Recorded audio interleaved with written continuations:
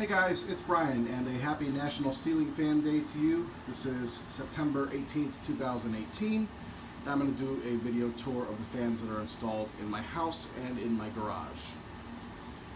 Starting with the living room, we've got a 52-inch Hunter Original from 1997. It's a 2.0 amp motor, 3-speed reversible.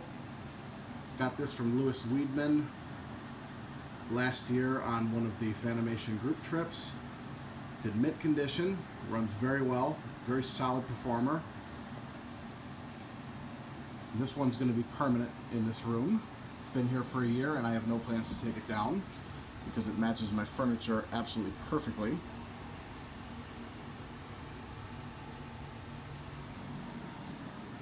Running on low currently. I apologize for the background noise, my air conditioner is quite noisy.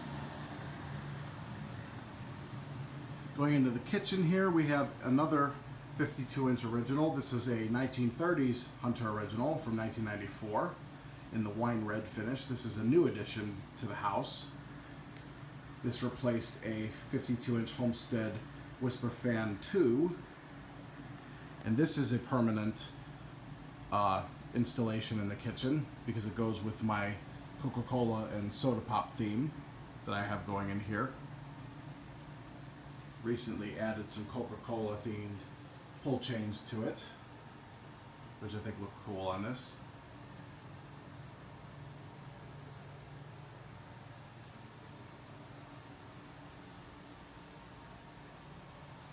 There's the Hunter logo. I do not have plans to install a fan where the track lighting is. I like the track lighting where it is. I do not want to replace it. I do have a portable fan up here on top of this shelf. It is an unknown brand fan, but it helps circulate the air here in the counter space area of the kitchen. Excuse me, I've been suffering from a cold the last couple of weeks, so I apologize if I'm coughing or sniffling. Going downstairs into the man cave here, this is another new addition. This is a 1996 Hunter Studio Series with a remote control. Currently running on medium with the oak side of the blades facing down in polished brass. This one I really like for this space. I had a low profile 5 here before this one, and I think this one actually looks better and I like the remote function. So this may be permanent down here. I think it works very well. Yes, it is still in the temporary wiring down here until I can get someone to run Romex and put a box in. This is how it's going to be. It's functional, and it really doesn't look all that bad. I do have plans to put a bar here. Right now, it's just kind of a cluttered mess. I do apologize. My racing wheel for my Xbox is here, but I'm going to put a bar in here and a mirror and all kinds of cool stuff. So this fan will actually fit in with the bar theme pretty well. Oh, I also have a Eskimo Box Fan 2-speed push button. This is a childhood fan down here for extra air movement. Going down the back hallway, I have a 30-inch Litex Vortex Hugger. This is another new addition. And this may not be permanent. I really can't stand how much it hums. It's very annoying. It is a good air mover, but I do have a 32-inch Hunter bath and dressing room that I may put in here to replace it. Still kind of on the fence about that one, but leaning more towards it. This one's extremely noisy, so I usually do not run this at night when I'm trying to sleep, but I use it in reverse for heat reclamation to the laundry room and to make the heaters a little bit more efficient. In the laundry room, I did replace the 42-inch Alaska model AC4142 with a 44-inch Hunter Innova that I picked up from Habitat in Cleveland. This is another major childhood fan. I've always wanted one of these. This is the first one I've ever owned. And I thought it was perfect for a laundry room. The other side of the blades is the granite design, or rather faux granite. But I decided to go with the white because I liked it better. And it's still on the temporary electrical setup. I do have plans to switch that for white wire and independently run it to a plug so that it can run on its own while this light fixture is off. But for now, this will do. It's on low as well. There's the Alaska. That's going to go back in storage. And we're going to go upstairs. And I do not have plans to switch the speeds on the fans in this video. If you're wondering, I do have individual videos of each fan in my house so that you can see them cycle through the speeds if you're interested. Going up to the second floor in the hallway, I have another Litex Vortex Hugger. This is a rainbow one. This is a major childhood fan for me. This is permanent. It's a lot quieter than the one downstairs. You can barely even hear it running, and it actually fits this spot very well. And just a little side note about this fan, I actually organized the blades in the same sequence of colors as the scientific color spectrum. So it's red, orange, yellow, green, blue, indigo, and violet. And indigo being the blue blade, so it's technically blue indigo. And violet being purple, of course. Little tribute to my 10th grade science teacher. Going into the master bedroom, my bedroom, I still have the black 52-inch original in here. It's a 1.1 amp motor from 1986. This one is permanent. I do not have plans to ever take this down unless I move out of this house, for the reason being that it matches my furniture very well. Gives the room a very clean look despite the clutter. Running on low, it's one of my favorite fans in the house. Very good air mover. In the office, this is another new addition to the house. And I apologize in advance for the mess. This is a 52-inch Casablanca Zephyr from 1980. This one I got from Matthew Cody on the Fanimation group trip back in July. This has a K55 motor with a cardboard box variable speed control instead of the slumber quiet. And it uses the pretzel brackets, as you can see, with walnut stencil blades, which according to collectors is somewhat rare and uncommon. And it has the bell canopy. This is probably going to be permanent for this room, as I absolutely love the way it looks. I do need to get a shorter down rod for it. It hangs too low. I will be doing that here in the next couple of weeks. But being that these are two-piece down rods on these fans, I need to shorten the decorative sleeve over the down rod as well. So this will be coming down temporarily just to modify it, and I'll just throw it right back up. And I'm probably going to replace the blades on it, being that the original walnut stencil blades are somewhat warped. So this fan does have a wobble to it, unfortunately. But I will save the original blades and see what I can do with them. Anyway, before we leave this room, I'll show you some of the collectible stuff in here. It's kind of hard to walk. There's stuff everywhere. On that shelf, I have memorabilia, collectible brochures, catalogs, and stuff relating to ceiling fans, the Casablanca fan book. There's some portables up there on the top shelf. I have a lot of car stuff in here too, model cars, Hot Wheels, some vintage radios, clock radios that I collect. There's a 16-inch Westinghouse that I have a video of on my channel here. It's one of my nicest antique portables. I got that Fanimation sign at the July group trip as well. Actually, no, that wasn't July. That was spring group trip. My Casablanca dealer sign.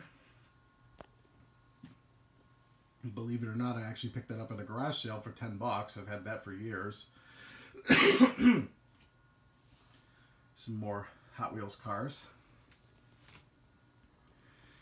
This is the nightmare that was in the spare bedroom before I decided to remodel it. I still have yet to put all this stuff back in the shed.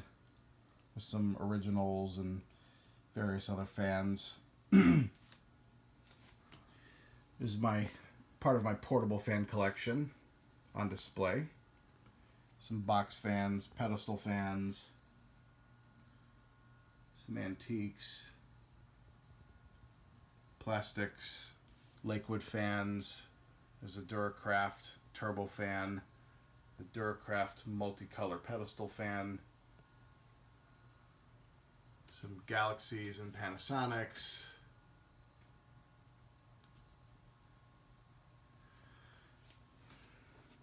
There's some other stuff throughout the room that I collect.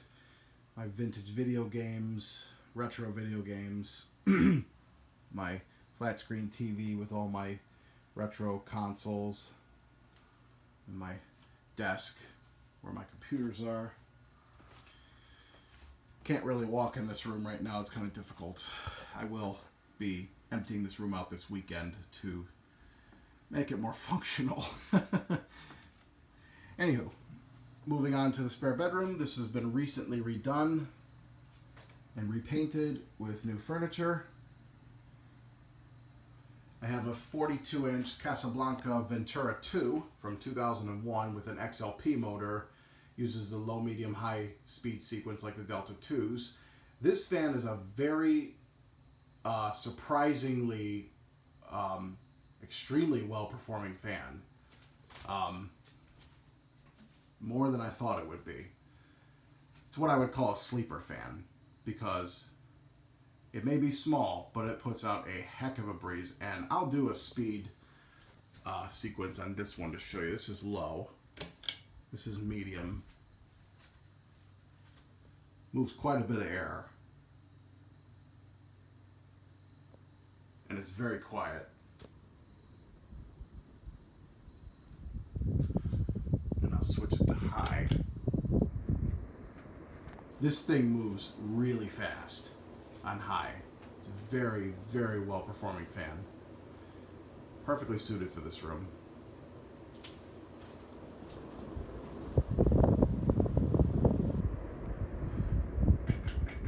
Go back to low. And it has the original light fixture on it. That's not the original globe. I did put this one on a fan lifter. I have low ceilings in this house, so it's kind of difficult to have a fan hanging off of a down rod. But this one is probably going to be, I'm going to try to keep it permanent in this room. I can't promise. If I find something that I like better, I'll throw it up in here. But I really like the way that this looks in here, so I'm leaning towards making it permanent. It suits this room very well. So let's go downstairs and outside to the garage. I have not turned any fans on in there or opened the doors or anything, so kind of bear with me here. I'm gonna get my shoes on and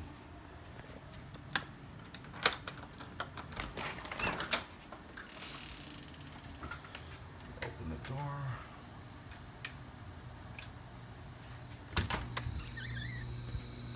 My work fan. I apologize for the mess. I'm currently in the process of testing some fans. There's my car, my Mini Cooper Clubman S. Turn the lights on. You can see it a little bit better. My workbench. Turn the light on here. First fan in the garage. This is a 36-inch TAT spinner, metal bladed. Got this from Nathaniel Girding. And I believe I got this on the, no, I don't think it was on the summer trip. Might have been the spring Fanimation trip this year. I can't remember. It's one of the two. But he saved this one for me. This is going to be permanent here unless I find something that I like better. Because I need a fan over my bench. And it's currently running on a Hunter 3-speed wall control. We'll go ahead and turn that on to low.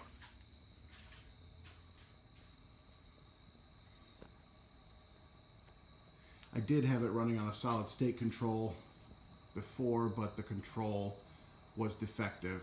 I do have plans to replace it though. But it's actually quite quiet on the Hunter control, so this might possibly stay on that. I just don't like how fast the low speed is, so I may put it on a solid state control. Still moves a heck of a lot of air on low. So we'll go ahead and switch it to medium.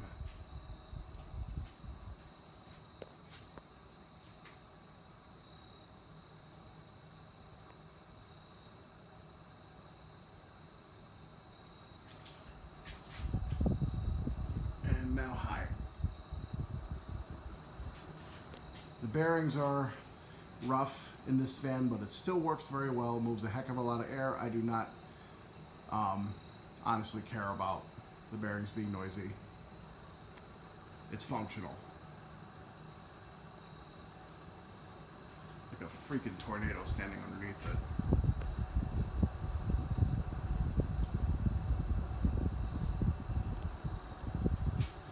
And then over the car in the right bay, shut off the tat.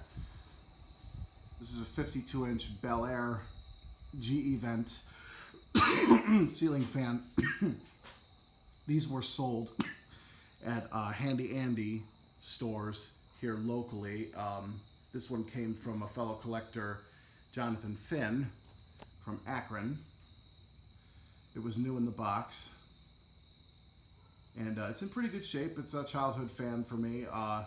There's a story behind this. If you want to know more about it, check out the individual video that I have for this fan. That's why I put it on the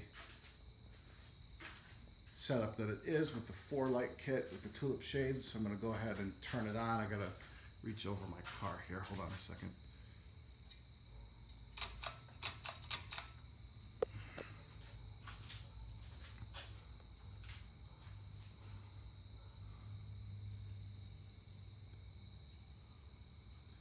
That's on low. And this is not going to be permanent here. I do have plans to take this one down and put an industrial here. This was just temporary until I had enough industrial fans to reset the garage, and I have to do a little bit of wiring in here to wire up a speed control. Right here on my testing mount right now is a 52-inch Hunter Robbins & Myers original 2.5 amp with the reverse air. It also has an isolation ring, and it's a 2-speed fan from 1983. It's on a massively long down rod, which will be replaced, but it's in mint condition. This fan is beautiful, and it works perfectly too. So there is a video of this fan on my channel. I will not be demonstrating it right now currently because where I plug in my testing rig is right there, and the garage door opener is currently plugged in, and I just don't feel like, oh, what the hell. I'm gonna get up here and turn it on for you. Unplug the garage door. This is the light that I use for lighting on my rig. Okay, we'll plug the fan in. Okay, so we're gonna start off on low. High, low, it's a 2-speed fan.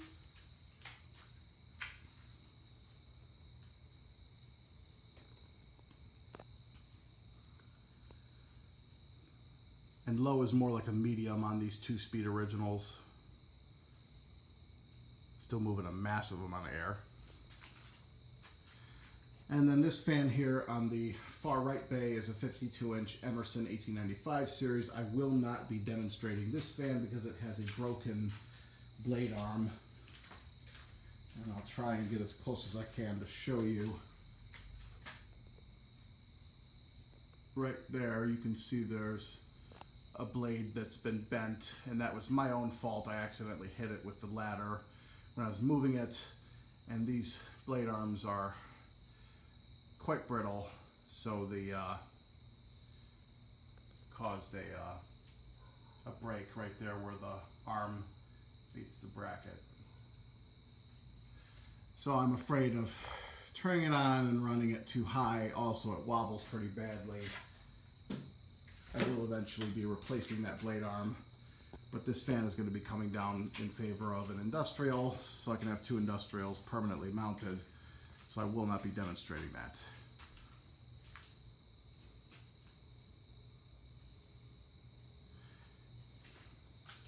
So I'm going to go ahead and shut off the Bel-Air and the original.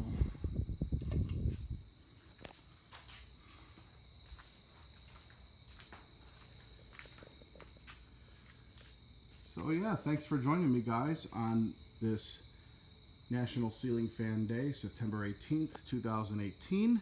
A very happy National Ceiling Fan Day to you guys. Hope you enjoyed the demonstration and tour of the fans installed in my house. Keep watching, more videos to come.